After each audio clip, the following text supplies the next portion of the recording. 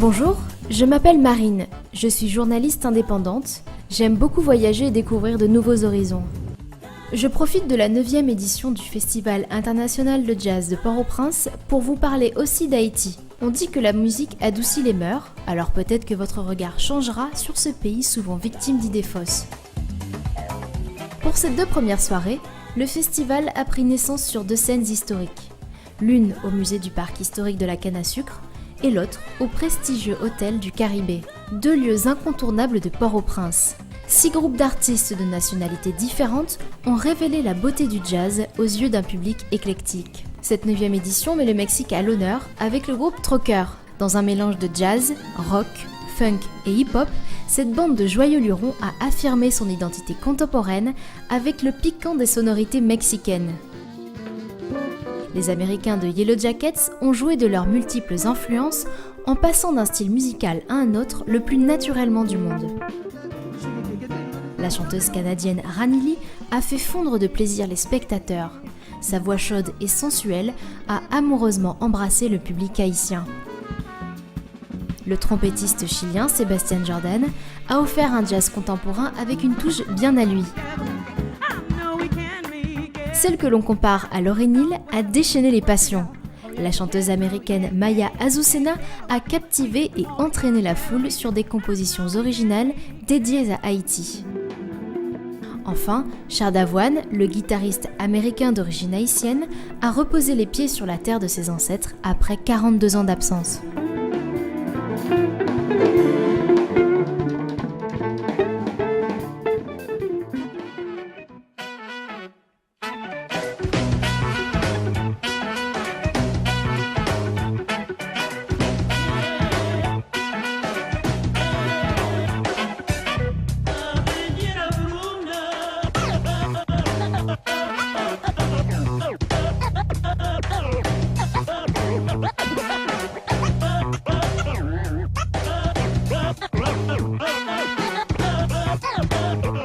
Ce matin, le Festival international de jazz de Port-au-Prince s'est réveillé sur des notes studieuses et ludiques.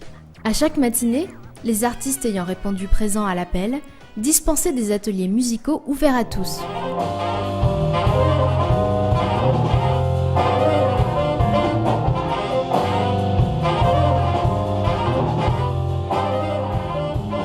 Les musiciens désireux d'apprendre davantage, les étudiants en musicologie ou les curieux étaient les bienvenus. La salle de classe n'était autre que le petit auditorium de la Fondation Connaissance et Liberté, communément appelée la Focale.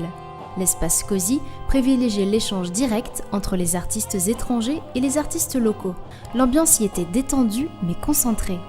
Entre eux, pas de simagrée, juste la musique et des conversations aussi naturelles qu'entre des amis de longue date. Mais il y a un bagage comme ça, mais qu'on est côté de jeu de maturité ça. Parce que nous constatons que l'idée de groupe c'est pas qui est facile. D'ailleurs, mais qu'on est côté de jeu de maturité ça et qui concerne de capable porter avec tous les musiciens qu'il a là. I think one of the most important things for this band is that we all, as Samo says, we're a family, and we understand first the music. I mean, first before the music, as a human beings, we respect each other.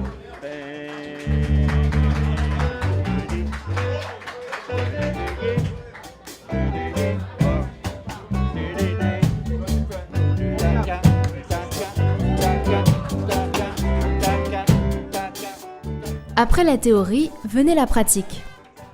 Les groupes sur scène invitaient tous ceux qui savaient jouer ou chanter pour animer ensemble l'esprit du jazz.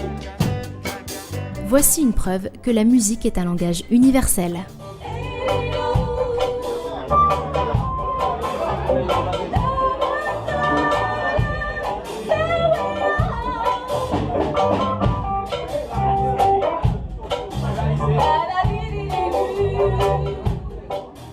Ces ateliers, distillés sur toute la semaine, servaient aussi de support pédagogique pour les plus jeunes. Une façon de leur faire prendre conscience que le jazz englobe beaucoup d'émotions et de rythmes. Le jazz peut communiquer avec les auditeurs de n'importe quel âge si nous lui accordons un minimum d'attention et d'ouverture d'esprit. Ces choses-là ne sont pas vraiment communes pour moi. Moi, c'est plus le turn-up, tu sais, j'aime aller fêter, les choses comme ça. La musique plus élevé. Vous savez, oui. Mais j'ai trouvé ça très bon. Très bon, oui. I'm not really a fan of jazz music, but today was a very, like, how do I say this?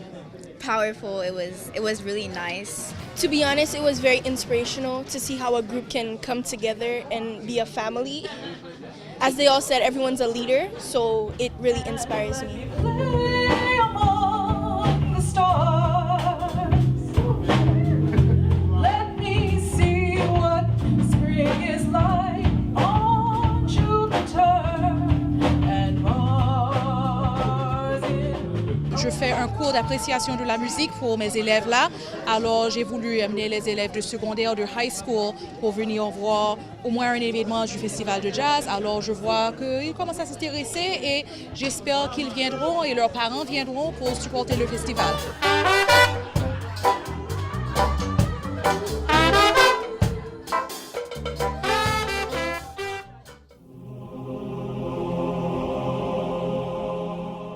Je vais vous conduire maintenant au sein du village de Montrouy, où vit une communauté de vaudouisants.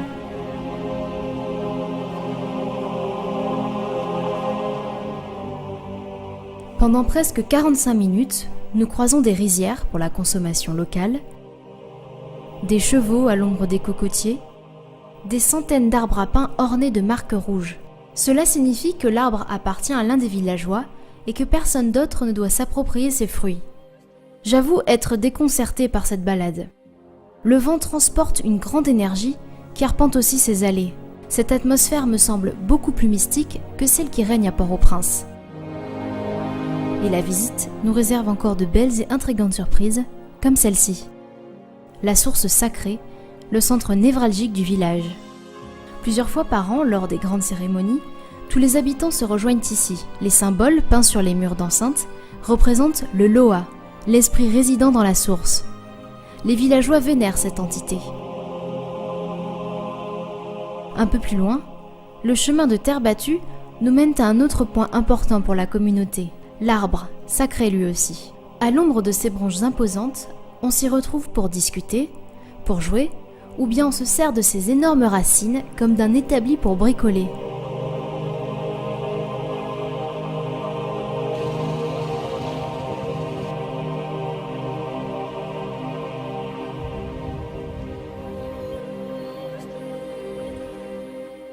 Notre guide continue de nous faire découvrir les richesses de ce lieu. Nous débouchons sur un petit rassemblement d'étranges maisons qui semblent abandonnées. Pourtant, nous pénétrons dans un lieu sacré encore. Ici, cet endroit est réservé aux Oungans, le mage dans la pratique du vaudou. Notre guide nous explique que la présence de la chaise signifie que nous ne sommes pas autorisés à franchir le portillon. Alors pourquoi est-ce qu'on rentre ? Lui, nous dit-il, a la permission permanente d'y entrer, et selon lui, il est habilité à nous inviter. Donc nous le suivons, pas très rassurés. Cette maisonnette fait office de funérarium. Le Oungan s'y installe pour communiquer avec l'esprit du défunt. Nous terminons notre périple fort en émotion avec un arrêt sur la plage du village. Les pêcheurs partent d'ici pour pêcher sur ces canaux tout en rondeur. Les poissons qu'ils ramènent sont ensuite vendus au sein même de la communauté.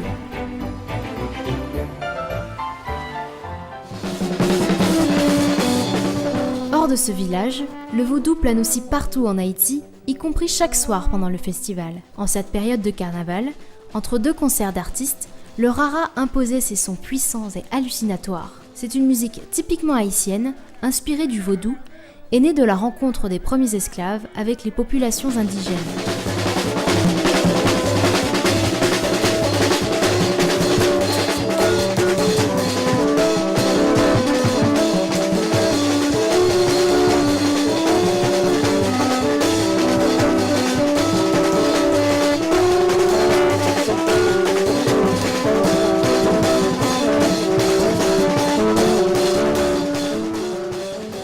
Depuis 2012, la bande à pied Fallujah anime les soirées du Festival international de jazz de Port-au-Prince.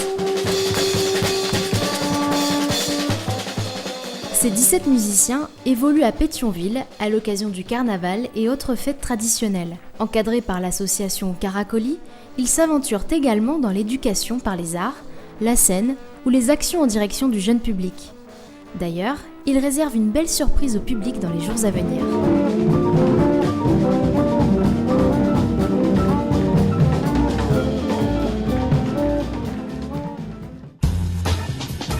Cette fois-ci, les festivités s'épanouissaient sur la scène de Focal, la Fondation Connaissance et Liberté. Contrairement aux 2 premières soirées, l'accès à celle-ci était gratuit et ouvert à tous. Et cela n'enlevait en rien la qualité des prestations, puisque nous avons retrouvé les artistes des premiers jours.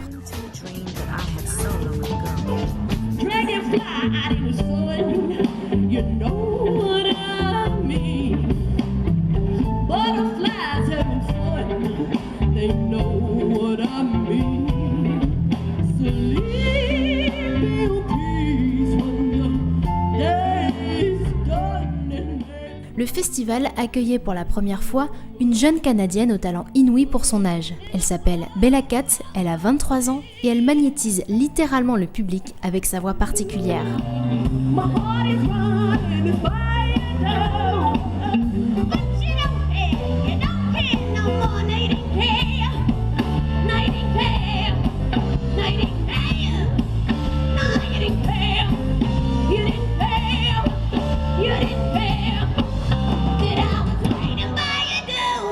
Tel le chat, Bella Cat se faufile entre le rock et le blues avec une aisance insolente. La jeune chanteuse avait une réelle envie de participer à la 9e édition du Festival international de jazz de Port-au-Prince. Ce qu'on a découvert plus tard, c'est qu'elle a financé entièrement les billets d'avion pour elle et ses musiciens du Canada jusqu'en Haïti. Ils sont venus avant tout pour s'amuser et découvrir une nouvelle culture.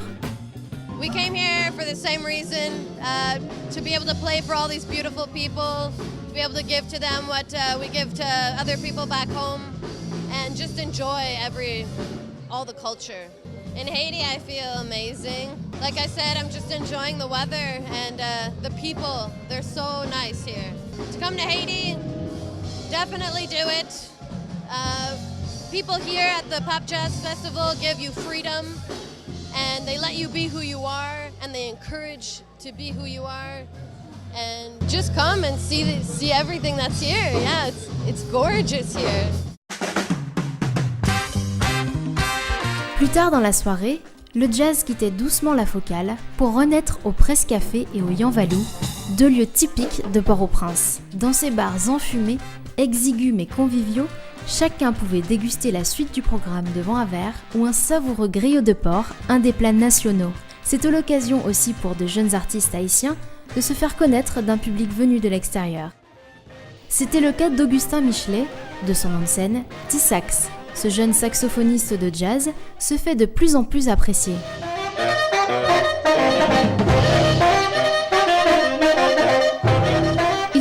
Il a un talent très prometteur, grâce auquel il a collaboré avec Claude Carré et Turgot Théodate, pour ne citer qu'eux. A l'inverse, les groupes étrangers venaient se faire connaître du public local et prenaient en même temps la température pour leur prochaine scène au festival. Ce qui est intéressant, en plus dans les after jazz, ce sont les rencontres que l'on peut y faire. Ce soir, c'était assez tranquille, jusqu'à ce que je vienne ici, au Presse Café, et juste ambiance dans la rue et tout ça, c'était vraiment juste incroyable, quoi. Ce soir-là, au Presse Café, j'ai rencontré une bande d'amis, partagée entre la France et le Mexique. Ils étaient en Haïti pour un but bien précis, et ils profitaient du festival pour découvrir un pays qui ne cesse de surprendre.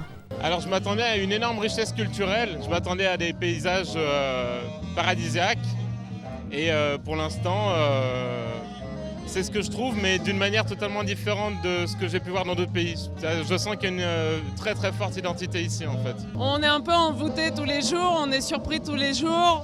On hallucine beaucoup sur les embouteillages aussi. Comparé à plein d'autres pays que j'ai connus, j'avoue qu'on est tous très touchés par ça et on est fascinés par la culture, la peinture haïtienne, la musique haïtienne. On découvre plein de choses quoi, qui ont vraiment, enfin le lien qu'il y a avec l'Afrique, tu vois, qui est tellement profond quoi. C'est vraiment particulier. J'aimerais bien revenir, c'est sûr.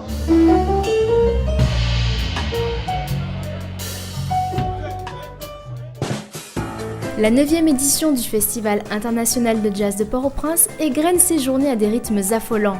Entre la quiétude du village de Montrouy et les soirées survoltées des afters, cet événement prouve qu'il y a des choses à explorer à Port-au-Prince et plus largement en Haïti. Dans le prochain épisode, je vous emmènerai au village de Noailles, réputé pour sa ferronnerie. J'irai aussi à la rencontre du seul artiste français.